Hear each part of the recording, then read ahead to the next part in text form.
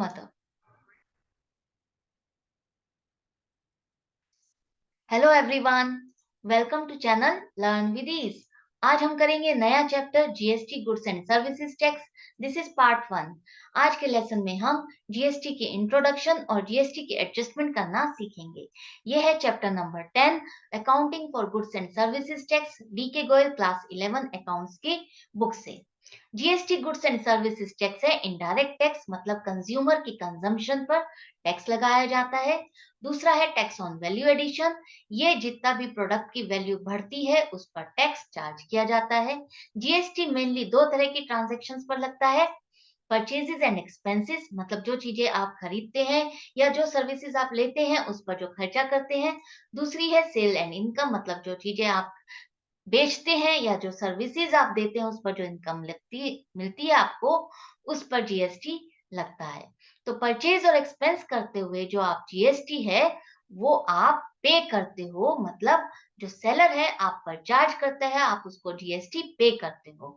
ऐसे ही जब आप कोई सामान बेचते हैं आप अपने बायर से चार्ज करते हैं और जीएसटी को कलेक्ट करते हैं, जो कि आपकी लाइबिलिटी है गवर्नमेंट को डिपॉजिट करना। जीएसटी पेड है इनपुट जीएसटी और जीएसटी कलेक्टेड है आउटपुट जीएसटी। ये दोनों ही टर्म बहुत इंपॉर्टेंट है इस चैप्टर की। इनपुट जीएसटी खर्चा नहीं है बायर का, ये एसेट है। कैसे एसेट है? क्योंकि जो आपने जीएसटी पे की है वो अब जो आप सामान बेचेंगे उस पर जो जीएसटी कलेक्ट करेंगे, चार्ज करेंगे अपने बायर से, वो यहाँ पर वो लाइबिलिटी आपस में सेट ऑफ हो जाएगी। और जब सेट ऑफ होगी तो दो कंडीशंस आएंगी।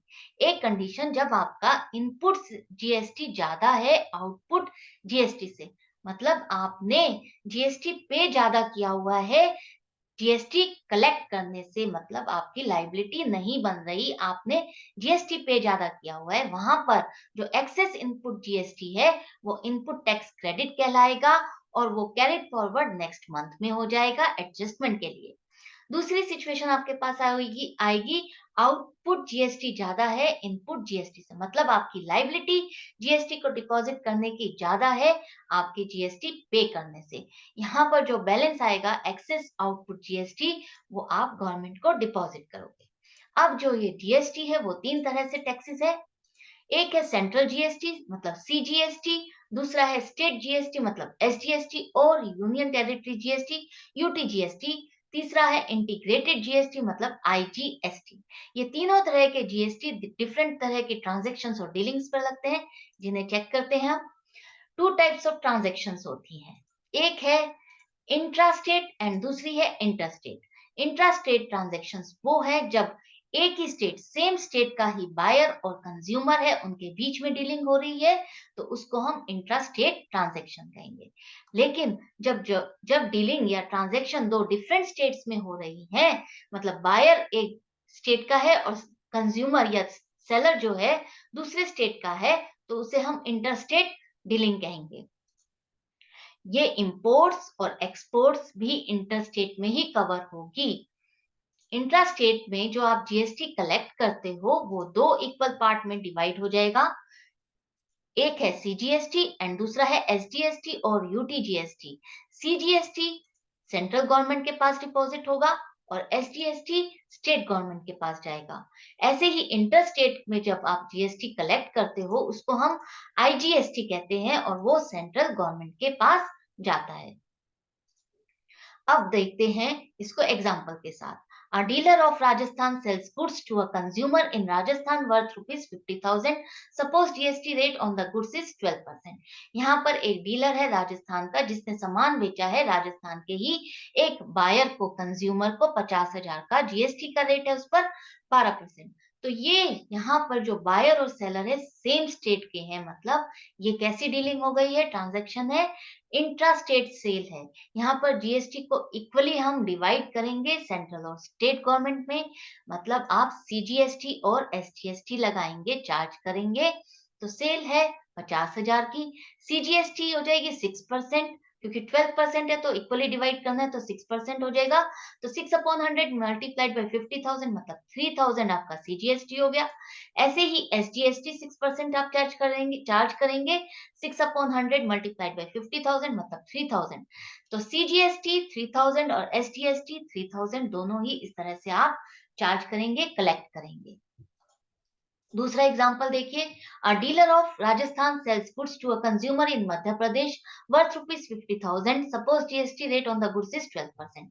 अब यहाँ पर जो डीलर राजस्थान का है, उसने मध्य प्रदेश के किसी बायर को सामान बेचा है 50,000 का, यहाँ पर भी जीएसटी का रेट 12% है। तो ये दो डिफरेंट स्टेट्स के बीच में ट्रांजेक्शन हुई है। राजस्थान का बायर है और जो कंज्यूमर है, राजस्थान का सेलर है और जो कंज्यूमर है वो मध्य प्रदेश का है। तो ये जो ट्रांजैक्शन है वो इंटर स्टेट सेल है। जीएसटी जो है सेंट्रल गवर्नमेंट के पास जाएगा डायरेक्टली, और इसको हम आईजीएसटी कहेंगे। तो सेल 50,000 की है तो आईजीएसटी 12% लगेगा आपका। तो 12/100 मल्टीप्लाइड बाय 50,000 मतलब 6,000 आईजीएसटी आप कलेक्ट करोगे। अब जो ये आईजीएसटी है, एसजीएसटी है और सीजीएसटी है, ये तीनों आपस में एडजस्ट भी होते हैं। किस तरह से? जैसे कि आपने आउटपुट सीजीएसटी मतलब जो इंट्रा स्टेट सेल करते हुए जो जीएसटी कलेक्ट किया है, उसमें से आपने जो इंट्रा स्टेट परचेज करते हुए जीएसटी पे की है उसको लेस कर देंगे, और जो बैलेंस आएगा उसको आप गवर्नमेंट को डिपॉजिट करेंगे। ऐसे ही इंट्रा स्टेट सेल करते हुए जो आपने आउटपुट एसजीएसटी कलेक्ट किया है, उसमें से इंट्रा स्टेट परचेजेस करते हुए जो इनपुट एसजीएसटी पे किया हुआ है उसको लेस कर देंगे और बैलेंस गवर्नमेंट को डिपॉजिट करेंगे। और ऐसे ही आईजीएसटी मतलब जो इंटरस्टेट सेल करते हुए आपने आउटपुट आईजीएसटी जो कलेक्ट किया है, उसमें से इंटरस्टेट परचेजेस करते हुए इनपुट आईजीएसटी जो आपने पे किया है उसको लेस करेंगे।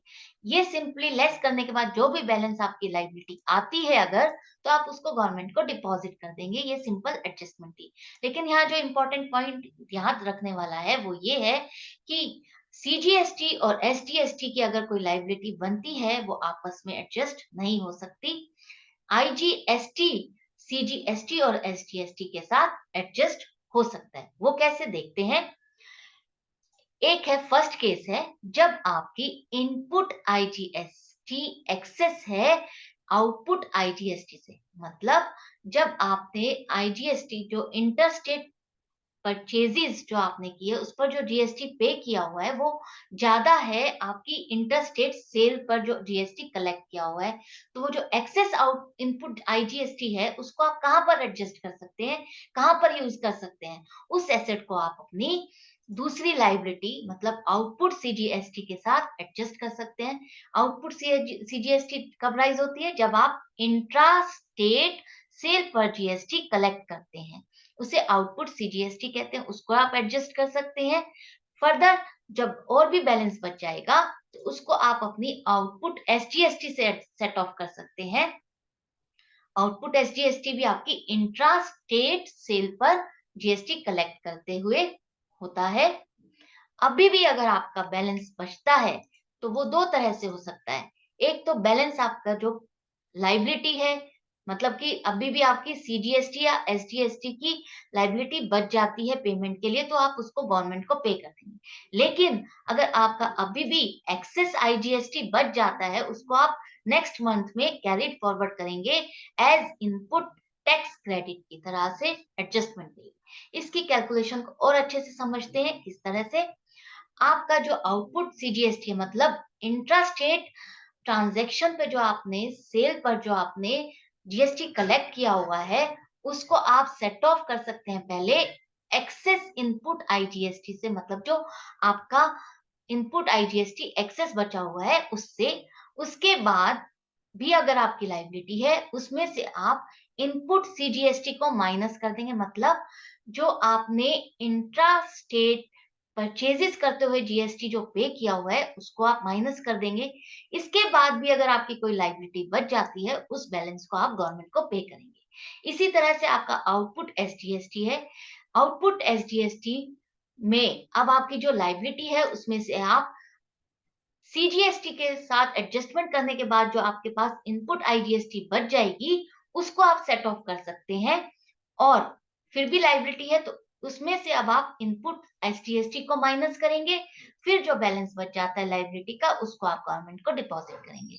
यहाँ पर जो इंपॉर्टेंट पॉइंट याद करने वाला है वो है ये कि आप इनपुट सीजीएसटी तभी माइनस करेंगे जब आपका इनपुट आईजीएसटी एडजस्ट हो चुका होगा। मतलब इनपुट सीजीएसटी को माइनस या एडजस्ट करने से पहले आपको अपने आउटपुट सीजीएसटी में से इनपुट आईजीएसटी को माइनस करना होगा। उसके बाद ही आप इनपुट सीजीएसटी या इनपुट एसजीएसटी को एडजस्ट कर सकते हैं। सेकंड है केस आपका जब आउटपुट आईजीएसटी ज्यादा है और इनपुट आईजीएसटी कम है। मतलब अब आपकी आईजीएसटी जो पे करने की लायबिलिटी है वो ज्यादा बन रही है इनपुट आईजीएसटी जो पे किया हुआ है उससे। तो वहां पर आप इसको एडजस्ट कर सकते हो अपने इनपुट सीजीएसटी और इनपुट एसजीएसटी से। वो कैसे? जो आपका एक्सेस है, एक्सेस आउटपुट आईजीएसटी है, वो लायबिलिटी है, उसको आप इनपुट सीजीएसटी जो आपने एक्सेस पे किया हुआ है इंट्रा स्टेट परचेजेस के टाइम पर इनपुट जो आपका है वो उससे। दूसरा, इसके बाद भी अगर आपकी लायबिलिटी बच जाती है तो आप उसको इनपुट एसटीएसटी से एडजस्ट कर सकते हैं। इसके बाद जो बैलेंस बचता है या तो वो बैलेंस आपका एक्सेस होगा पेमेंट के लिए, तो उस आईजीएसटी को आप पे कर देंगे। और इसके बाद अगर आपका इनपुट सीजीएसटी या एस सीजीएसटी या एसजीएसटी आपका बच जाता है एक्सेस में, उसको आप कैरिड फॉरवर्ड करोगे नेक्स्ट मंथ में एज इनपुट टैक्स क्रेडिट के लिए। यहाँ पर इस कैलकुलेशन को और अच्छे से समझो।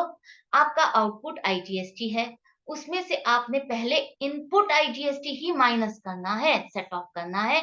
उसके बाद आपकी जो लायबिलिटी बच जाएगी उसमें से जो एक्सेस इनपुट सीजीएसटी है, मतलब आपकी जो लायबिलिटी थी आउटपुट सीजीएसटी की माइनस करने के बाद जो आपका इनपुट सीजीएसटी बचता है वही माइनस करेंगे इसमें से। इसके बाद जो लायबिलिटी बच जाएगी उसमें से आप अपनी एक्सेस इनपुट एसजीएसटी माइनस करेंगे। मतलब जो आपकी जो लायबिलिटी आउटपुट एसजीएसटी की थी उसको माइनस करने के बाद जो एक्सेस इनपुट एसजीएसटी है उसको माइनस करने के बाद जो अब आपकी लायबिलिटी बच गई है सेट ऑफ की, उसको आप गवर्नमेंट को डिपॉजिट करोगे।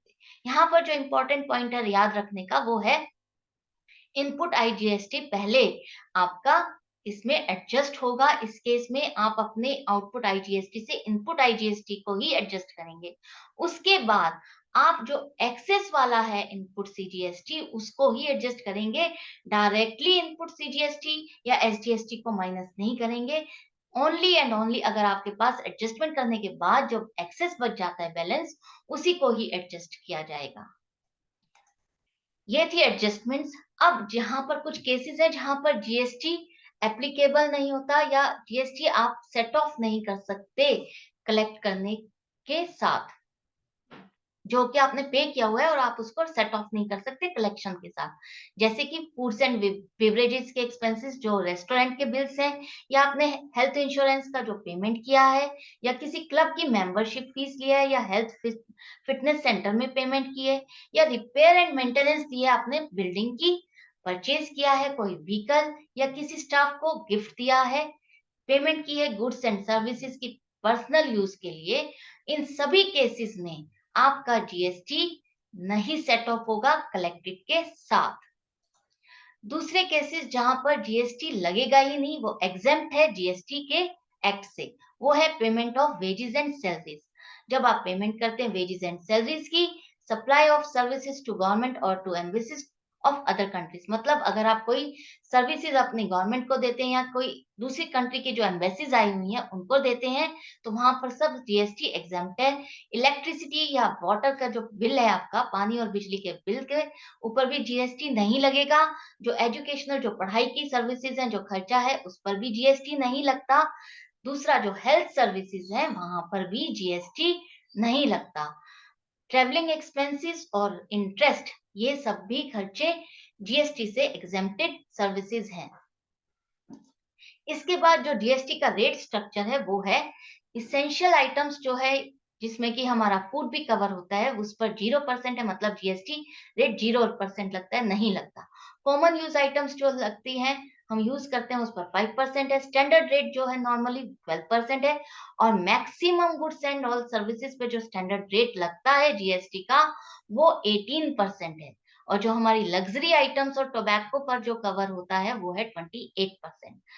तो यहाँ पर हमारा आज का लेसन कंप्लीट होता है। आई होप ये लेसन आपको अच्छा भी लगा होगा, इंटरेस्टिंग भी है और समझ में भी आया होगा। तो एंड करते हैं आज का लेसन। जाने से पहले चैनल को सब्सक्राइब कर दीजिए, लाइक कीजिए और शेयर कीजिए अपने फ्रेंड्स के साथ। बेल आइकन को प्रेस कर दीजिए ताकि वीडियो डलते ही आपको नोटिफिकेशंस मिले। मिलती हूँ नेक्स्ट वीडियो में। Till then good bye and take care.